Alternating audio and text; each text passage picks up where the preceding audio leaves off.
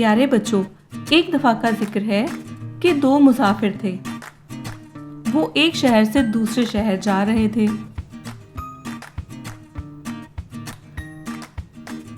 कि रास्ते में उनका गुजर एक बहुत गर्म जगह से हुआ।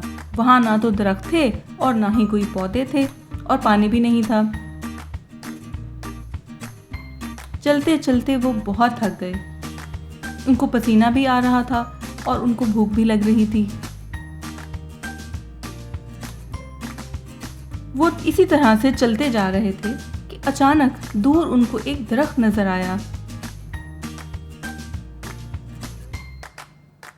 पहले मुसाफिर ने सोचा कि वो यकीनन सेब का दरख्त होगा और वो मजे से उसके ऊपर से सेब तोड़कर खाएगा।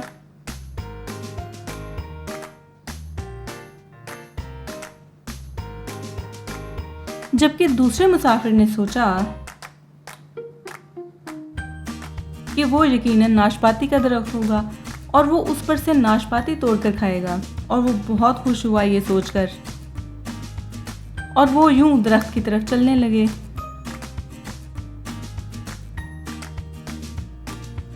जैसे ही वो दरख्त के करीब पहुंचे तो उन्होंने देखा कि ना तो वो सेब का दरख्त था और ना ही नाशपाती का दरख्त था।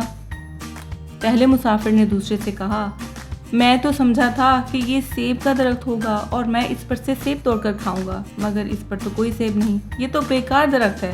दूसरे ने कहा, मुझे लगा ये नाशपाती का दरख्त होगा और मैं नाशपाती खाऊंगा, पर इस पे तो कुछ नहीं।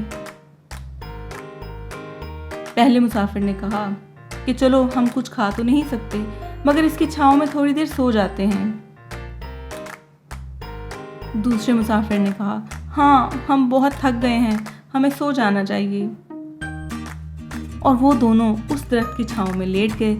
जैसे ही वो लेटे उनकी आंख लगी और वो सो गए।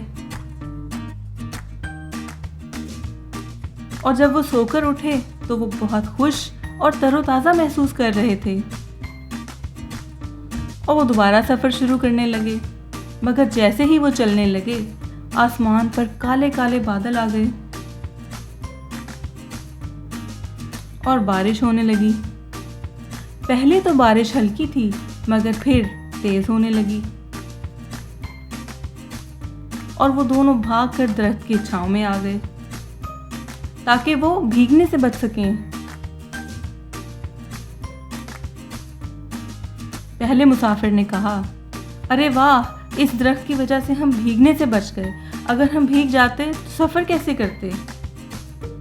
दूसरे मुसाफिर ने कहा, हाँ, और अगर हम भीग जाते तो हमारे पास तो तब्दील करने के लिए कपड़े भी नहीं हैं। और पहले मुसाफिर ने कहा, भाई ये तो बहुत ही फ़ायदेमंद दरख्त है, हम तो ऐसे ही इसको बेकार समझे।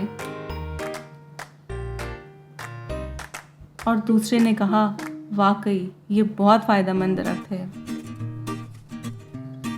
और उन्होंने बारिश के रुकने का इंतज़ार किया और उनको वो दरख्त बहुत अच्छा लगा और वो यूं दोबारा से अपने सफ़र पर चले गए।